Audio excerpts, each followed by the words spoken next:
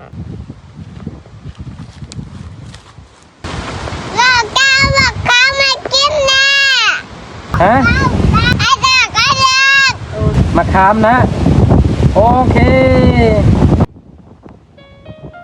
เมื่อลูกชายแล้วก็แม่บักหำขอมาว่าอยากกินแจ่วมะขามก็พากันจัดเลยพี่น้องมื้อนี้บ่าวแก้วสิพาไปแม่นมะขามกระดกอยู่ต้นบ่าวแก้วเองจะเกิดอยู่ในธรรมชาติเลยได้พี่น้องลมก็แห้งคือฝนสิตกเขาก็เกี่ยวไว้บักลายคือฝนสิตกห้ามนี่แหละพี่น้องมาเอามะขามกับลูกชายหลังจากพอสมควรแล้วกับกลับกันเลยพี่น้องบัดนี้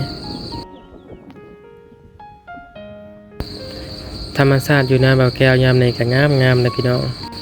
เขาก็กำลังสุกเหลืองงามอยู่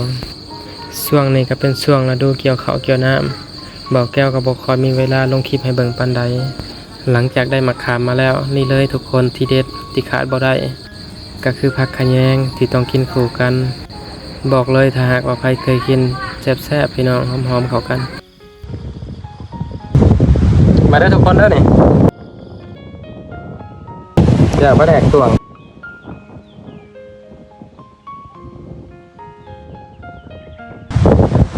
ขาดบ่ได้เลยนี่ที่เด็ดเด้อนี่